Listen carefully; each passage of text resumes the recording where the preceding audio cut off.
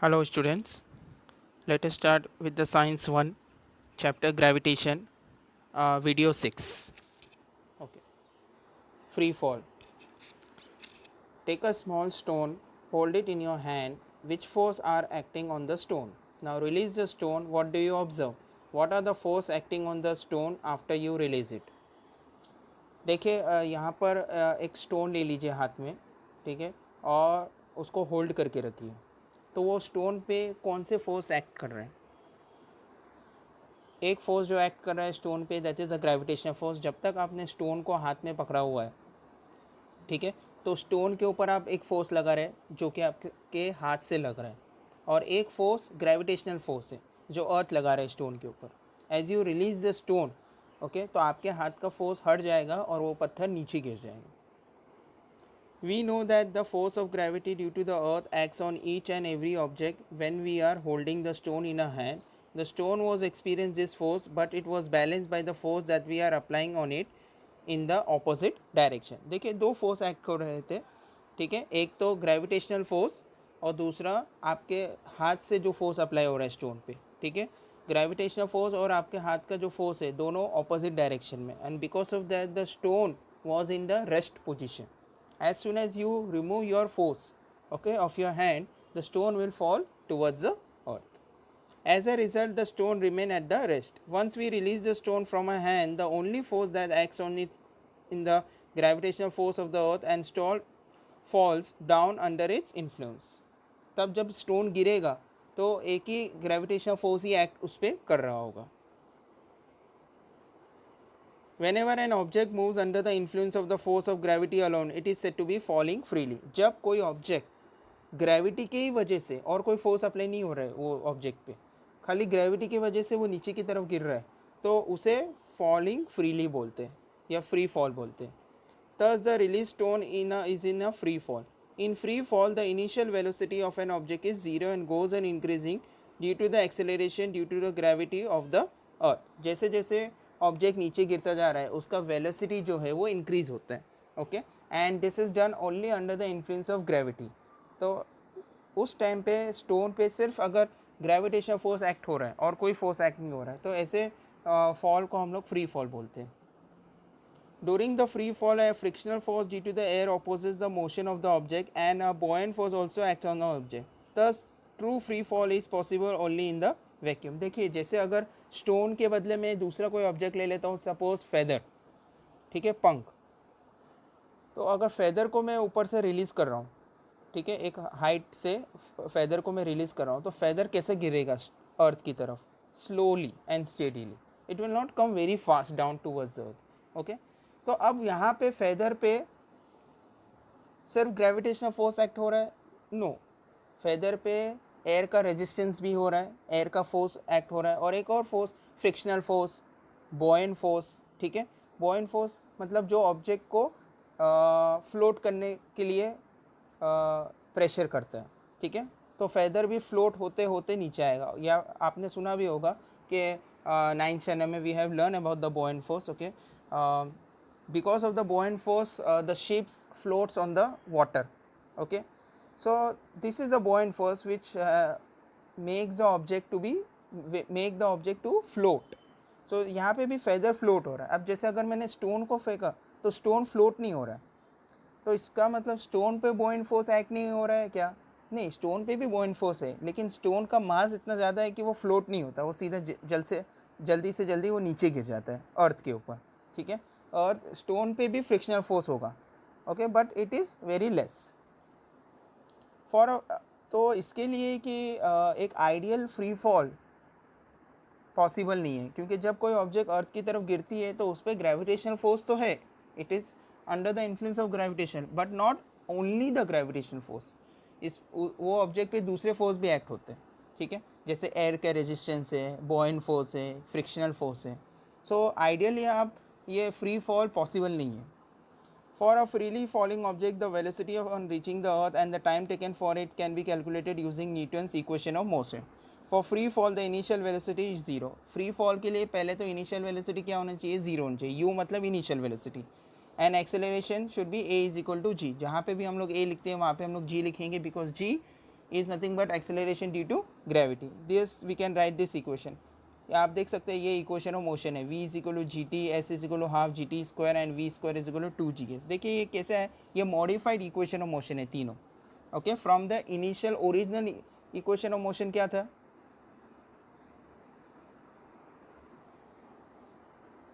What was the original equation of motion if you remember?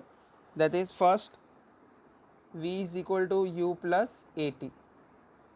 ठीक है, ये original equation of motion था. Newton के 3 इक्वेशन ऑफ मोशन थे इफ़ यू रिमेंबर. तो यहाँ पर इनिशियल वेलोसिटी क्या है? ज़ीरो है. अगर इनिशियल वेलोसिटी ज़ीरो है तो इक्वेशन क्या बन जाएगा आपका? v is equal to zero plus a t. तो आपका इक्वेशन क्या बन जाएगा? v is equal to a t. आप देख सकते हैं ये वाला इक्वेशन. यहाँ पे a के बदले g आ जाएगा. So you will get this first equation v is equal to g t. Similarly, what was the second equation, original equation? That is s is equal to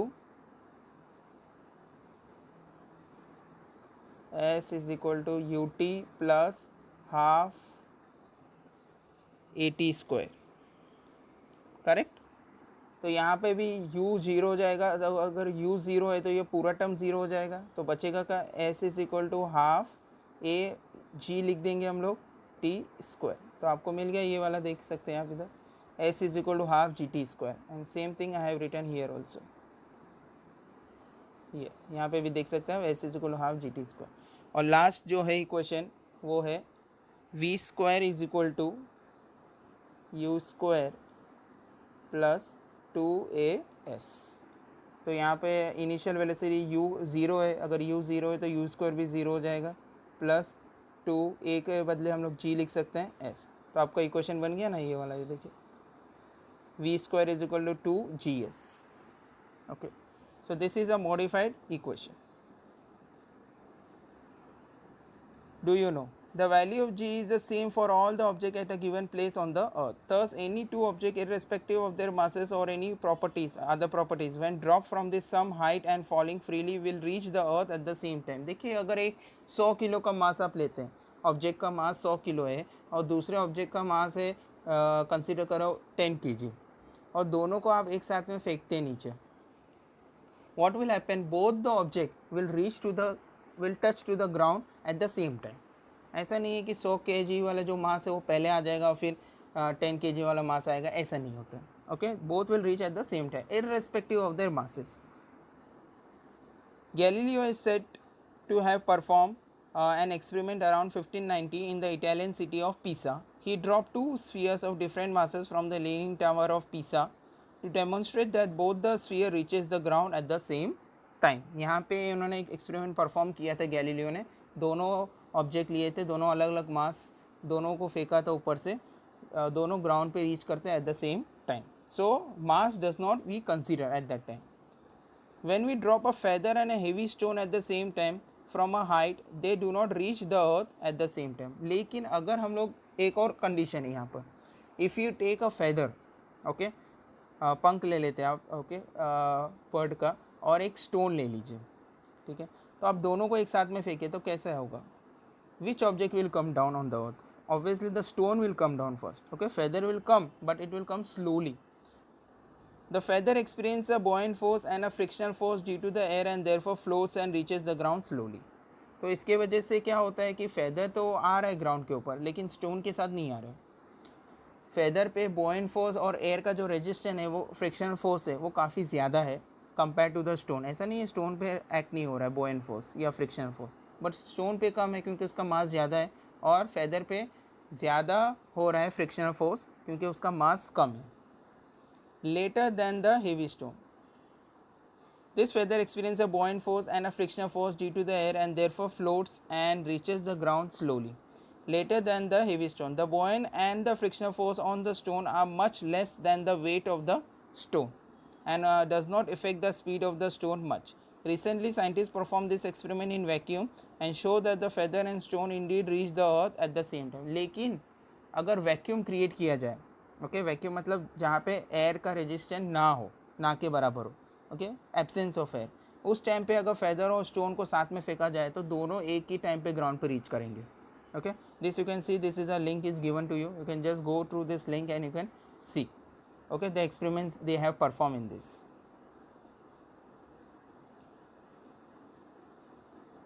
Okay, next, gravitational potential energy. Now two type of energies are there, okay, that we have studied in 9th standard. One is a kinetic energy and one is a potential energy. हर एक object के पास potential energy होता है, okay, stored energy जिसे बोल सकते हैं, हर एक object के पास होता है.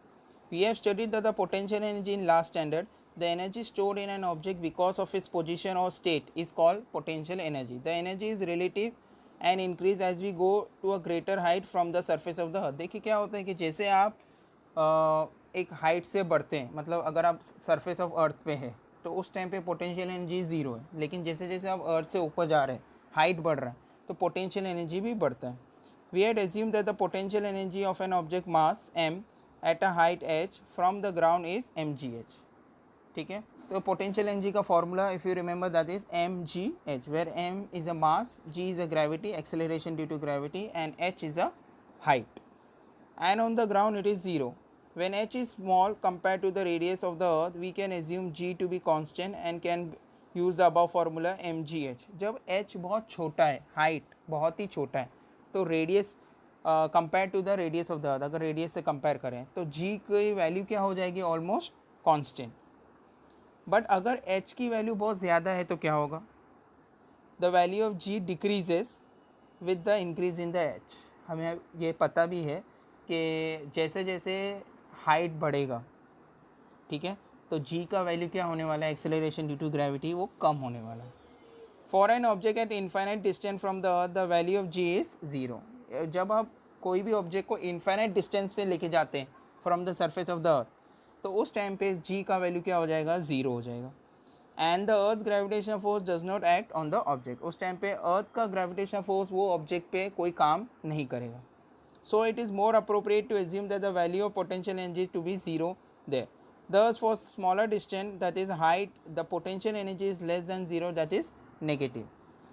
कि जैसे क्या होता है कि जैसे आप कोई भी ऑब्जेक्ट को जब ऊपर की तरफ फेंकते हैं, ठीक है, कोई भी ऑब्जेक्ट को, तो उस टाइम पे ऑब्जेक्ट का जो वेलोसिटी है, ठीक है, जितने आप वेलोसिटी लगाते हैं, जितना आप फोर्स लगा रहे हैं, तो उसके हिसाब से उसकी वेलोसिटी बनती है और वो ऑब्जेक्ट वो वेलोसिटी से ऊपर जा रहा है, ठीक है. लेकिन उसी टाइम पे द अर्थ जो है वो ऑब्जेक्ट को नीचे की तरफ खींचने की कोशिश कर रहा है, तो वो ऑब्जेक्ट एक हाइट पे जाके रुक जाता है. उस टाइम पे उसका इनिशियल वेलोसिटी ज़ीरो हो जाता है और फिर वो नीचे की तरफ आने की कोशिश करता है because of the earth gravitational influence. और जब वो नीचे की तरफ आता है तो उसकी वेलोसिटी बढ़ने लगती है. तो जब एक्सेलरेशन ऑफ द ग्रेविटी अर्थ का ऑब्जेक्ट के ऊपर एक्ट हो रहा है और ऑब्जेक्ट नीचे की तरफ उसको जब खींचता है, ठीक है, उस टाइम पे एक्सेलरेशन ड्यू टू ग्रेविटी का जो वैल्यू है वो पॉजिटिव है. लेकिन जब हम कोई ऑब्जेक्ट अर्थ की ग्रेविटेशनल फील्ड से ऊपर की तरफ फेंकने की कोशिश करते हैं, मतलब अगेंस्ट में काम करने की कोशिश करते हैं, उस टाइम पे जो वैल्यू है एक्सेलरेशन ड्यू टू ग्रेविटी का वो नेगेटिव हो जाता है. मतलब अगर स्टोन ऊपर की तरफ जा रहा है तो उस टाइम पे स्टोन पर जो ग्रेविटी एक्ट हो रही है वो नेगेटिव होगी, और अगर स्टोन नीचे की तरफ आ रहा है तो उसकी वैल्यू क्या हो जाएगी, पॉजिटिव हो जाएगी. When an object is at the height h from the surface of the earth, its potential energy एक फॉर्मूला बन रहा है, that is minus G M M upon R plus H. Capital G मतलब universal law of gravitation या universal gravitation, capital M mass of the Earth, small M mass of the object, capital R radius of the Earth, और and H is a height. Here m and r are the earth mass and radius respectively. Next, escape velocity. Definition पूछते हैं examination में, मैं आपको notes में दे दूंगा इसका definitions भी. पहले समझते हैं स्केप वेलोसिटी क्या है.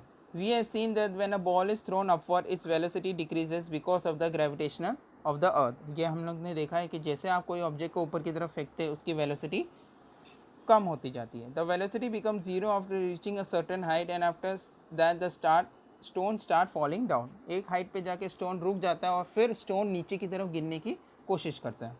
Its maximum height depend on its initial velocity according to the Newton third equation of motion. हमें पता है what is the equation, third equation Newton का, V square is equal to you square plus 2as. तो यहाँ पे अगर v मतलब final velocity है, ठीक है, अगर फाइनल वेलोसिटी ज़ीरो हो जाती है और a को हम लोग माइनस जी लेते हैं. मैंने अभी आपको बताया कि अगर ऑब्जेक्ट ऊपर की तरफ जा रहा है, ठीक है, तो उसका एक्सेलरेशन क्या होगा, माइनस, ठीक है, क्योंकि वो ग्रेविटेशन के अगेंस्ट काम कर रहा है, माइनस जी. तो अगर हम लोग ये वैल्यू सब्स्टिट्यूट करते हैं, v ज़ीरो हो गया, आप देख सकते हैं, U square as it is plus 2 into A का value minus G and S as it is. तो उसका इक्वेशन अगर आप देखेंगे तो क्या बनेगा, s is equal to minus u square upon 2g, ये नीचे आ जाएगा 2g. Thus the higher the initial velocity u, the larger is the velocity height reached by the ball. जितना वेलोसिटी ज़्यादा होगा उतना वो बॉल ऊपर की तरफ जाएगा. The reason for this that the higher the initial velocity, the ball will oppose the gravity of the earth more and larger will be the height to reach when it can be reached. जितना आप ज़्यादा velocity apply कर रहे हो उतनी वो ज़्यादा अर्थ की ग्रेविटेशन से अगेंस्ट काम करने की कोशिश करता है वो object. We have seen above that the value of g keeps decreasing as we go higher above the surface of the earth. जैसे जैसे आप ऊपर की तरफ जाते हो, ठीक है, डिस्टेंस बढ़ता है अर्थ से, वैसे वैसे g का वैल्यू क्या होने लगता है, कम होने लगता है. Thus the force pulling down the ball downward decreases as the ball goes up. If we keep increasing the initial velocity of the ball, it will reach larger and larger height and above a particular value of initial velocity of the ball. And the ball is able to overcome the downward pull by the earth and can escape the earth forever and will not fall back on the earth. मतलब आपने इतनी velocity they the ball को कि वो वापस अर्थ की तरफ नहीं गिरेगा, वो अर्थ की ग्रेविटेशनल इन्फ्लुएंस से बाहर चला जाएगा. तो ऐसी वेलोसिटी जब दिया जाता है तो ऐसी वेलोसिटी को हम लोग बोलते हैं स्केप वेलोसिटी. स्केप का मतलब होता है भाग जाना, ओके, स्केप होना, ओके, इंग्लिश में स्केप, ओके. तो यहाँ पे भी ऐसी वेलोसिटी आप दे दीजिए ऑब्जेक्ट को कि वो एक बार आपने फेंका वो ऑब्जेक्ट और फिर वो ऑब्जेक्ट वापस अर्थ पे ना आए, अर्थ की ग्रेविटेशनल फील्ड से वो बाहर चला जाए. तो ऐसे टाइप की वेलोसिटी को हम लोग क्या बोलते हैं, escape velocity. We can determine its value by using the law of conservation of energy as follows. Now we know what is law of conservation of energy. Energy can neither be created nor can be destroyed. It can be converted into one form to another. Okay, and the total energy in the universe always remain constant. मतलब क्या हुआ इसका कि energy को कोई बना नहीं सकता, एनर्जी है ऑलरेडी यूनिवर्स में, उसका हम लोग यूज़ करते हैं और ये एक फॉर्म से दूसरे फॉर्म में हमेशा कन्वर्ट होती रहती है. An object going down vertically upward from the surface of the earth having an initial velocity equal to the escape velocity escapes the gravitational force of the earth. इतना velocity हम लोग ने दे दिया कि वो अर्थ की ग्रेविटेशनल फील्ड से बाहर चला गया. The force of the gravity being inversely proportional to the square of the distance becomes zero only at infinite distance from the earth. ये कब होगा, जब अर्थ से वो इन्फाइनाइट डिस्टेंस मतलब बहुत बड़ा डिस्टेंस से वो बाहर चला जाए, उसका इतना डिस्टेंस होना चाहिए. This means that for the object to be free from the gravity of the earth, it has to reach infinite distance from the earth. Infinity distance होना चाहिए. That is, the object will come to rest at infinite distance and will stay there, so that the object वहीं पे घूमता रहे, वो gravitation field में वापस ना आए. इतनी escape velocity आप दे सकते हैं. Small derivation is there for an object of mass m. उसको समझाने के लिए एक छोटा सा डेरिवेशन दिया है, ठीक है, देखते हैं. पहले on the surface of the earth kinetic energy, दो एनर्जी का हम लोग इस्तेमाल करेंगे, ठीक है, जब ऑब्जेक्ट सरफेस ऑफ द अर्थ पे है और जब ऑब्जेक्ट इनफाइनाइट डिस्टेंस पे है फ्रॉम द अर्थ सरफेस, ठीक है, और फिर हम लोग दोनों को इक्वेट करेंगे डेरिवेशन में. सी, पहले ऑब्जेक्ट सरफेस ऑफ द अर्थ पे रखा है तो उसकी एनर्जी क्या होगी, ठीक है, दो एनर्जी की बात करेंगे, एक काइनेटिक और एक पोटेंशियल, और फिर दोनों को हम लोग जोड़ देंगे, ऐड कर देंगे. तो काइनेटिक एनर्जी का फॉर्मूला सबको पता है, हाफ mv². तो यहाँ पे भी वही लिखा मैंने, हाफ mv², बट यहाँ पे ESC मतलब स्केप वेलोसिटी की बात कर रहे हैं हम लोग, इसके लिए v स्केप स्क्वायर हम लोग लिखेंगे, ठीक है. पोटेंशियल एनर्जी के फॉर्मूला हम लोग को अभी हम लोग ने देखा था, that will consider, that is -gmm/r. So total energy क्या होगा, विल कंसिडर एज E1.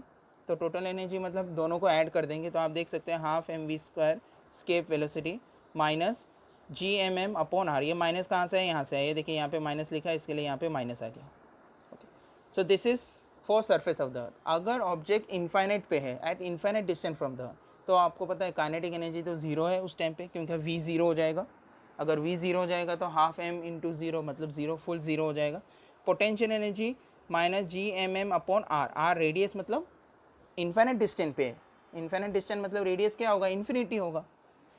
अब कोई भी चीज़ जब इन्फिनिटी से डिवाइड होता है वो हमेशा ज़ीरो होगा, ये याद रखें. कोई भी चीज़ जब इन्फिनिटी से डिवाइड होता है वो हमेशा ज़ीरो होता है. तो टोटल एनर्जी क्या होगा, kinetic energy plus potential energy, that is equal to zero. So from this principle of conservation of energy, दोनों को हम लोग इक्वेट करेंगे E1 is equal to E2। E1 देखिए आपके सामने लिखा है, ये देखो यहाँ पे same thing is written here,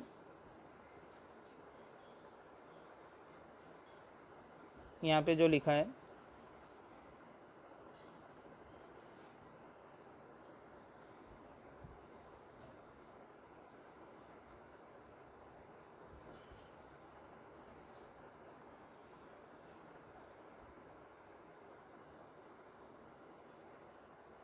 E1 ये पूरा है और ये E2 है। E1 क्या है, यहाँ पे ये जो मैंने लिख दिया इक्वल टू E2। E2 क्या है आपका, ये 0 है, देख सकते हैं आप, ये देखिए ये 0 है, यहाँ पे भी 0 लिखा है।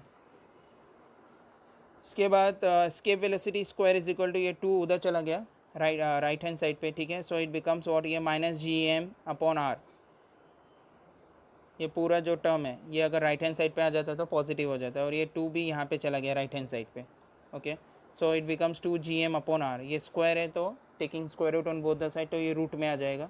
अब देखिए यहाँ पे कैसे किया है, ऊपर नीचे divide and multiply by R upon R, divide and multiply upon R, तो ये रूट में है, पूरा रूट में ये यहाँ तक। तो जब ये हम लोग ऊपर नीचे R से डिवाइड करते हैं तो क्या इक्वेशन बन जाएगा ये, दैट इज यहाँ पे लिख देता हूँ मैं, root 2GM upon R upon ये R इंटू R क्या हो जाएगा आपका, R स्क्वायर हो जाएगा, बराबर है। तो यहाँ पे हम लोग R स्क्वायर नहीं लिखते, हम लोग उसको अलग ही रखेंगे इंटू R ऐसा। तो अब यहाँ पे देखिए 2GM, अच्छा सॉरी हम लोग लिख देते हैं उसको R स्क्वायर, एक मिनट, R स्क्वायर, अच्छा 2GM अपॉन R स्क्वायर क्या होता है, if you remember small g होता है ना, 2GM अपॉन R स्क्वायर मतलब स्मॉल g, और बचा क्या है एक छोटा सा ये R, आप देख सकते हैं जो मैंने टिक किया है राइट, ये R, ये देखिए R इधर लिखा है वो R, ओके गॉट इट। खाली divide and multiplying by R, ये क्या याद रखना है आपको, तो आपको ये वाला इक्वेशन मिल जाएगा, रूट 2 स्मॉल g R। तो यहाँ पे देखो स्मॉल g का value 9.8, capital R that is radius of the 6.4 into 10⁶, वो फिक्स है, जैसे कैपिटल G का वैल्यू फिक्स है, कैपिटल R का वैल्यू फिक्स है, कैपिटल M का value that is mass of the अर्थ वो भी फिक्स है। तो सब्स्टिट्यूट करेंगे, इसको सॉल्व करेंगे तो आंसर आपको आ जाएगा 11.2 किलोमीटर पर सेकेंड। मतलब कोई भी हम लोग जब इसरो लॉन्च करते हैं सैटेलाइट, तो रॉकेट का स्पीड 11.2 किलोमीटर पर सेकेंड के हिसाब से होना चाहिए, ठीक है। अगर इससे कम होगा तो वो सैटेलाइट स्पेस में वो वापस अर्थ के ऊपर गिर जाएगा, ओके। तो अगर स्पेस में रखना है तो इतना वेलोसिटी होना चाहिए।